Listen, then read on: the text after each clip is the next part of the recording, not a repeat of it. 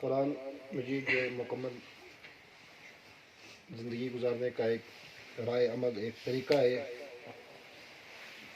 یہ ہماری عملی زندگی میں آ جائے کہ اس پہ ہم عمل کرنے والا بن جائے، اور یہ کل آخرت میں ہماری سفارش کرے، اور دنیا میں بھی اللہ رب العزت نے اس کلام پاک کے یاد کرنے والوں کو، اس کے پڑھنے والوں کو جو عزت و مقام دیا ہے، اس کا ہم بخوبی اندازہ کر رہے ہیں۔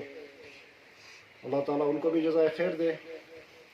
اس کے بعد میں حافظ ادریس صاحب سے گزارش کرتا ہوں کہ وہ اپنے ذریعہ خیرات سے نوازیں۔ الحمدللہ نحمده ونستعینه ونستغفره ونؤمن به ونتوکل علیہ ونعوذ باللہ من شرور انفسنا ومن سیئات اعمالنا، انما الاعمال بالنیات، تمام اعمالوں کا دار و مدار نیتوں پر ہے۔ اللہ تعالیٰ کا بہت بڑا کرم احسان ہے کہ اللہ رب العزت نے ہم سب کو یہ دینی مجلس میں بیٹھنے کی توفیق عطا فرمائی، اور مزید یہاں قرآن کا پڑھنا اور حضور صلی اللہ علیہ وسلم کے ہر طریقے کو سیکھنا ہم سب کو نصیب فرمایا۔ اور آپ تمام طالب علم بہت خوش قسمت والے ہیں، آپ لوگوں نے قرآن میں بڑھ چڑھ کر حصہ لیا ہے، اور مجھے بخوبی میں جانتا ہوں آپ سب نے بہت محنت کیا ہوگا اور صحیح سے آپ نے قرآن سیکھا ہوگا۔ اور تمام علم کا پڑھنا ہم سب مرد اور عورت پر فرض ہے۔ قرآن کو صحیح ادائیگی سے پڑھنا ہم تمام مسلمانوں پہ فرض ہے، اور آپ کے محترم استاد صاحب نے آپ پہ بہت محنت کیا ہوگا، میں بخوبی جانتا ہوں۔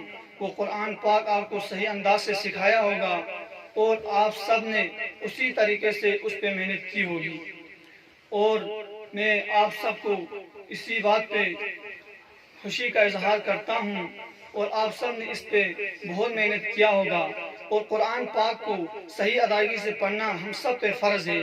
اگر ہم نے قرآن کو صحیح اندازے سے پڑھا تو ہماری نماز درست ہوگی، اور اسی طرح ہماری آخرت بھی درست ہوگی۔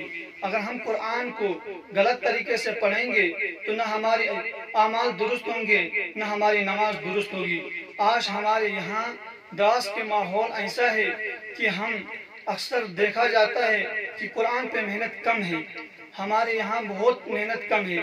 مسجدوں میں دیکھا جائے یا مکاتبوں میں دیکھا جائے تو مسجدوں میں کوئی اچھا سا حافظ ہے ہی نہیں ہے، اور وہ مقتدی بھی ایسے ہیں جو اس امام کے پیچھے نماز پڑھتے ہیں، ان کے پرواہ ہی نہیں ہے، ان کو اس کا کوئی غم ہی نہیں ہے کہ ہم بھی نماز کچھ اچھی طریقے سے پڑھتے ہیں یا نہیں۔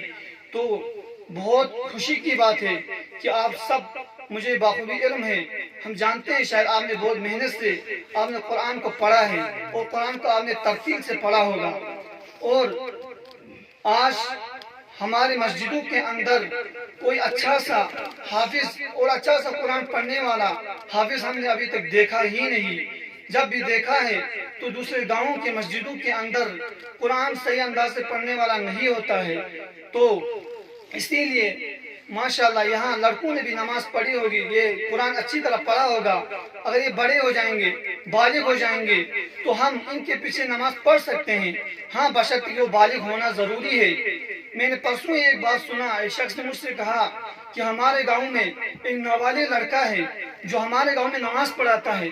وہ تو مقتدیوں کو سوچنا چاہے، نابالغ لڑکے کے پیچھے نماز ہوتی ہی نہیں ہے۔ بالغ کا ہونا بہت ضروری ہے، قرآن کو صحیح ادائیگی سے پڑھنا بہت ضروری ہے۔ جب قرآن صحیح سے پڑھنے والا ہو، بالغ ہو، مسئلے مسائل کو جانتا ہو تو اس کے پیچھے نماز درست ہوگی۔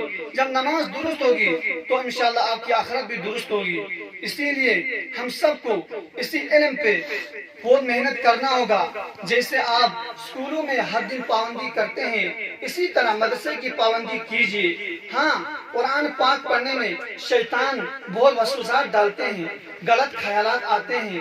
اگر آپ قرآن کھولتے ہیں یا صبح کے ٹائم، یہ اکثر ہوتا ہے، ہم سے بھی یہ چیزیں ہوئی ہیں، جب قرآن ہم کھولتے ہیں تو شیطان ہمارے ذہنوں میں وسوسے ڈالتا ہے. اب نماز پڑھتے ہو, نماز میں بھی غلط وسوسے آتے ہیں. اس چیز کو آپ لوگ کو ذہن میں نہیں رکھنا ہے. آپ کو اپنی نماز کو مکمل ادا کرنا ہے. آپ کو اپنے قرآن کو پورے پارے جتنے سورے قاری صاحب نے, حافظ قاری شبیر صاحب نے پڑھایا ہے, اس کو اچھی طرح یاد کرنا ہے. اس علم کا آپ کو گنوانا نہیں ہے. اس علم کا اپنے سینے میں محفوظ رکھنا ہے. اور ایک پارا جتنا بھی حفظ کیا ہے اس کو اچھی ادائیگی سے یاد کرنا ہے. اور ہر ایک کے گھر میں ہر ایک بچے کو پورا کلام امپارا ایک پارا بھی یاد کرنا یہ بہت بڑی بات ہے. جس گھر میں ایک قرآن کا پارا بھی یاد نہیں ہے وہ گھر ویران گھر کی طرح ہے. اسی لیے چاہے وہ کتنا بھی امیر ہو, چاہے وہ اپنے آپ کو کتنا بڑا امیر سمجھتا ہوگا, مگر کہ اللہ کے یہاں وہ امیر نہیں ہے جب تک کہ وہ لڑکا اپنے ایک پارا حفظ کر کے اپنے سینے میں نہ اتارے. ہاں اگر اس کے گھر میں ایک بچہ ہے, اگر اس نے پارے 30 اپنے سینے میں ایک پارا اس نے پورا یاد کیا ہے, وہ بہت خوش نصیب ہے. میں ان کے گھر والوں کو بھی خوشی کا اظہار کرتا ہوں کہ اس نے ایک پارا بھی سینے میں اتارا ہے. بہت مبارکبادی دیتا ہوں. اور آپ کے اس علاقے میں, اس گاؤں میں ماشاءاللہ بہت محنت کراتے ہیں. یہاں کے جو پریزیڈنٹ وغیرہ ہے ان نے بھی آپ یہ شبیر صاحب کا بھی بہت ان نے خدمت کی ہے. ہاں اس کے پیچھے بھی بہت ضروری ہونا چاہیے, اس کی خدمت کرنے والے بھی ہونا چاہیے. بچوں کو بھی شوق ہونا چاہیے. شوق کے بغیر انسان کامیاب نہیں ہوتا ہے. جب آپ کے اندر شوق ہوگا آپ صرف امپارہ ہی حفظ نہیں کرو گے, آپ کو اللہ نے چاہا تو آپ پورا قرآن پاک حفظ کر سکتے ہیں. اس میں کوئی دشواری نہیں ہے. میں نے ایک جگہ وہاں گریز میں جا کے دیکھا, گاؤں کے اندر بچے قرآن حفظ کرتے ہیں.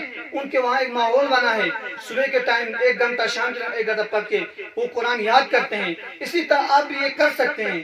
شوق ہونا چاہیے. جب شوق آپ کے دل کے اندر ہوگا آپ ضرور کامیاب ہوں گے. ہاں آپ دونوں علم حاصل کرو. حلال حرام جاننا چاہیے. انسان کو علم پڑھنا فرض ہے. ہاں آپ اسکول میں بھی جو پڑھتے ہیں اس کو بھی یاد کرو. قرآن کے لیے وقت نکال کے یاد کرو. اکثر بچے بہت سی یہ کرتے ہیں, لاپرواہی کرتے ہیں. ہاں بھائی ہمیں تو اسکول کا اتنا کام ہوتا ہے, ہم قرآن کو کیسے یاد کریں گے. آپ کو جس طرح آپ نے اسکول کا ٹائم نکالا ہے, وقت نکالا ہے, اسی طرح 10-15 منٹ, آدھا گھنٹہ نکال کے آپ کو قرآن یاد کرنا ہوگا. قرآن بہت ضروری ہے. اگر آپ قرآن یاد کرو گے دنیا بھی آپ کی کامیاب ہوگی, آخرت بھی آپ کی کامیاب ہوگی. اور میں آپ سب کو شکریہ کا اظہار کرتا ہوں. آپ سب کو اللہ تعالیٰ علم نافع عطا فرمائے, حلال و حرام سے آپ کی حفاظت فرمائے, اور آپ کو قرآن کو سینے کے اندر اتارنے کی توفیق عطا فرمائے. آپ کے ماں باپ کو اس میں بہت شوق سے آپ کو پڑھانے کی کوشش کرنا چاہیے. آپ سب کو اللہ تعالیٰ علم نافع عطا فرمائے. وآخر دعوانا الحمدللہ رب العالمین.